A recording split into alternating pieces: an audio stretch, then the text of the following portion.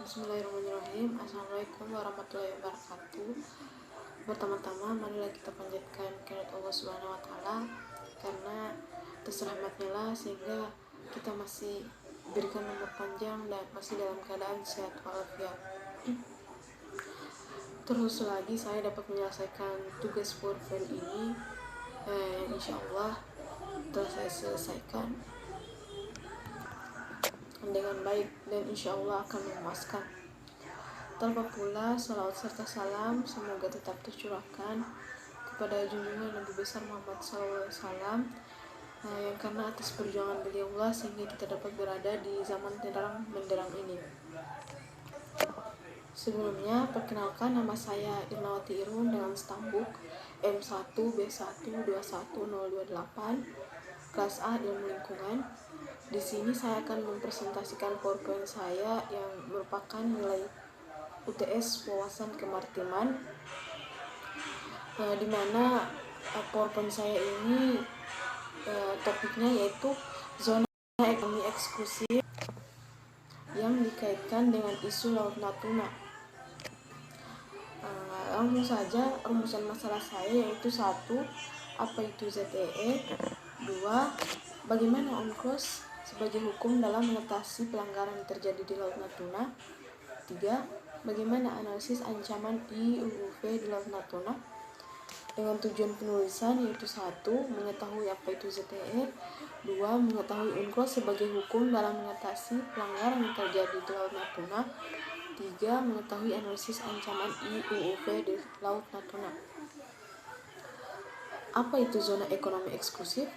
Secara umum, zona ekonomi eksklusif ini dapat didefinisikan dengan bagian perairan laut yang terletak di luar dan berbatasan dengan laut teritorial selebar 200 mil laut, yang dimana diukur dari garis pangkal dan mana lebar laut teritorial diukur. Dari definisi umum ini dapat ditarik beberapa prinsip dasar tentang zona ekonomi eksklusif, yaitu 1. Letak zona ekonomi eksklusif ini secara geografis adalah di luar laut teritorial. 2. Letaknya secara geografis berdampingan dengan laut teritorial. Dalam hal ini berarti antara kedua laut ini dibedakan oleh suatu garis batas. 3. Letak dari zona ekonomi eksklusif ini terletak selebar 200 mil laut. 4. Pengukuran mengenai lebar 200 mil laut ini diukur dari garis pangkal. Undang-undang yang mengatur tentang zona ekonomi eksklusif Indonesia ini dapat dilihat pada pasal 6 ayat 1A tentang konvensi yang menegaskan bahwa pada zona ekonomi eksklusifnya ini negara pantai memiliki hak-hak berdaulat atau sovereign rights untuk keperluan sebagai berikut: A. Pengeksplorasian dan eksploitasi, konservasi dan pengelolaan sumber daya alam baik hayati maupun non-hayati. B. Kegiatan lain untuk keperluan eksplorasi dan eksploitasi untuk tujuan ekonomi dan zona ekonomi eksklusif tersebut, seperti memproduksi energi dari air laut, angin laut, dan arus laut. Berikutnya dapat dilihat pada pasal 56 ayat 1 huruf B yang mengatur tentang yurisdiksi yang diberikan kepada negara pantai pada zona ekonomi eksklusifnya. Yurisdiksi tersebut berkenaan dengan pembuatan dan pemakaian pulau buatan, instansi, dan bangunan. Kedua, penelitian ilmiah kelautan, kemudian perlindungan pelestarian sumber daya alam laut. Indonesia sendiri merupakan negara yang cukup awal dalam meratifikasi UNCLOS 1982 dengan mengundangkan Undang-Undang Nomor 17 Tahun 1985 pada tanggal 31 Desember 1985.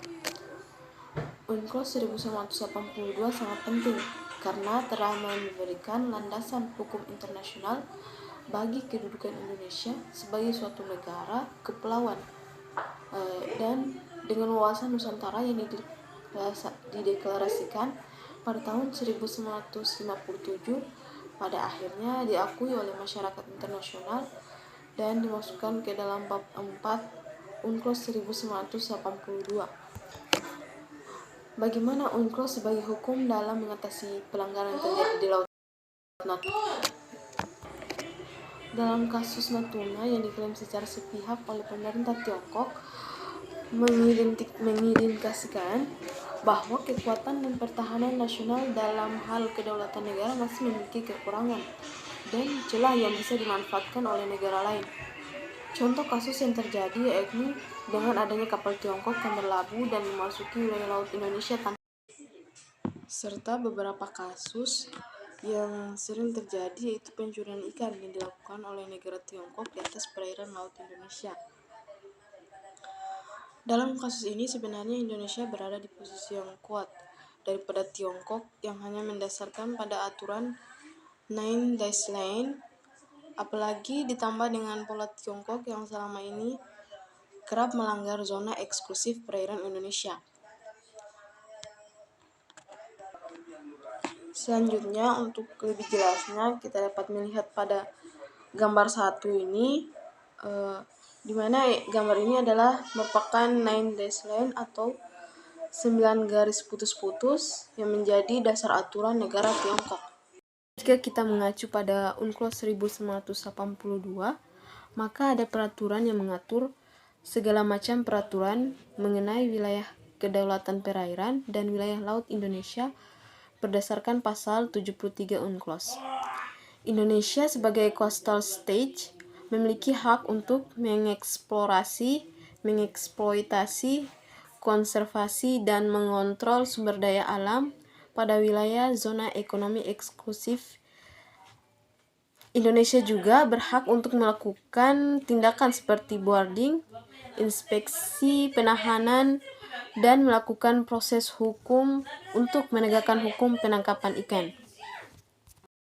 Selanjutnya, bagaimana analisis ancaman IUUV di Laut Natuna? Analisis berikut ini menggambarkan kegiatan kapal asing pelaku IUU atau Illegal, Unreported, Unregulated Fishing di beberapa wilayah perairan Indonesia pada bulan Juli 2021 berdasarkan data AIS atau Automatic Identification System dan berdasarkan citra satelit. Aktivitas pencurian ikan oleh kapal ikan asing atau KIA diduga kuat masih terjadi di WPPNRI 711 atau Wilayah Pengelolaan Perairan Negara Republik Indonesia 711 di Laut Natuna Utara bagian utara. 1. Berdasarkan analisis AIS, tabel 1 ini menjelaskan bahwa kapal Vietnam di zona ekonomi eksklusif Indonesia pada bulan Juli 2021, di mana dapat dilihat pada tabel dengan nama kapal HIUE 45C31 dengan MMSI 574560467 yang dengan tanggal terdeteksinya itu pada tanggal 7 bulan 7 2021 dengan longitude atau garis bujur 108.0609 dan latitude atau garis lintang 6,4259. Untuk data selanjutnya, teman-teman dapat lihat pada tabel ada 14 kapal yang terdeteksi berdasarkan data analisis AIS dengan tanggal terdeteksinya yang berbeda-beda. Selanjutnya, berdasarkan analisis citra satelit, pada tabel dijelaskan ada 4 kapal ikan Vietnam yang terdeteksi pada bulan Juli 2021. Salah satunya yaitu dengan nama scan T48NXM 2021 0711 T031923 TC1 dengan jumlah kapal terdeteksi di landas kontinen sebanyak 6 dan jumlah kapal terdeteksi di wilayah sengketa sebanyak 1. Untuk lebih jelasnya, teman-teman dapat melihat pada tabel yang saya tampilkan berikut ini. Selanjutnya, dapat dibuat grafik untuk deteksi kapal ikan Vietnam di dalam landas kontinen Laut Natuna Utara, zona ekonomi eksklusif Indonesia pada tahun 2021. Dapat dilihat pada grafik dijelaskan bahwa berdasarkan analisis citra satelit pada bulan Maret itu kapal ikan Vietnam yang terdeteksi sebanyak 51. Kemudian pada bulan April kapal ikan yang terdeteksi naik drastis menjadi 100. Kemudian pada bulan Mei turun menjadi 53 kapal ikan yang terdeteksi. Kemudian pada bulan Juni turun 15 kapal ikan. Kemudian pada bulan Juli naik menjadi 25 kapal ikan. Sedangkan berdasarkan analisis data AIS, yang dimana AIS ini baru melakukan analisis data pada bulan Mei. Pada bulan Mei ini diperoleh sebanyak 24 kapal ikan Vietnam yang terdeteksi. Kemudian pada bulan Juni turun menjadi 11. Kemudian pada bulan Juli naik menjadi 14 kapal ikan terdeteksi. Selanjutnya, kesimpulan dari PowerPoint saya ini yaitu 1. Zona ekonomi eksklusif adalah bagian perairan laut yang berbatasan dengan laut teritorial selebar 200 mil laut yang diukur dari garis pangkal. Kedua, mengacu pada UNCLOS 1982, ada peraturan yang mengatur segala macam peraturan mengenai wilayah, kedaulatan perairan dan wilayah laut Indonesia. Berdasarkan pasal 73 UNCLOS, Indonesia sebagai coastal state memiliki hak untuk mengeksplorasi, mengeksploitasi, konservasi, dan mengontrol sumber pada wilayah zona ekonomi eksklusif Indonesia, yang juga berhak untuk melakukan tindakan seperti boarding, inspeksi penahanan, dan melakukan proses hukum untuk menegakkan hukum penangkapan ikan.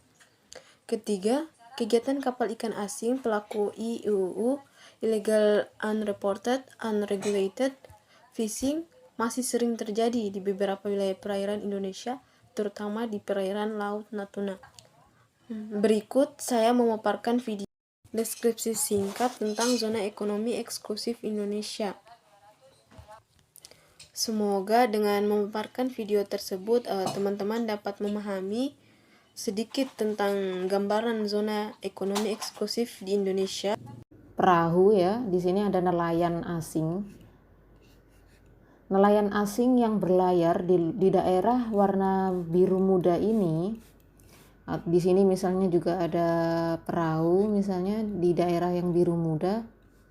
Ini kalau mereka nyari ikan di sini itu nggak bakalan kenapa-kenapa, nggak bakalan ada yang nangkap. Masalahnya adalah kalau misalnya tiba-tiba perahu ini nembus sampai zona yang warna hijau. Nah, seringkali nelayan-nelayan asing ini tertangkap ada di daerah yang zonanya warna hijau. Zona yang warna hijau ini kita sebut dengan ZEE. Zona yang warna biru kita sebut dengan wilayah teritorial. ZEE adalah zona di mana kekayaan alam yang ada di daerah warna hijau ini itu sepenuhnya milik Indonesia. Jadi nggak boleh ada yang ngambil. Jadi kalau sampai ada nelayan asing masuk ke zona warna hijau, maka tamat bakalan riwayatnya kalau sampai ketangkap sama tentara kita. Jadi berita yang tentang pengeboman kapal asing yang dilakukan Menteri Susi itu juga sebenarnya awal mulanya dari mereka yang menerobos ke ZEE-nya Indonesia. Terus bagaimana yang warna biru? Yang warna biru ini kalau misalnya ada nelayan asing yang masuk tanpa izin gimana Bu? Ya auto ketangkap. Yang warna hijau aja nggak boleh, apalagi yang biru. Demikianlah pemaparan materi PowerPoint saya. Semoga teman-teman dapat memahami. Dan juga terima kasih kepada teman-teman yang telah menonton video saya sampai akhir. Lebih kurangnya mohon maaf. Akhir kata, billahi taufiq wal hidayah. Wassalamualaikum warahmatullahi wabarakatuh.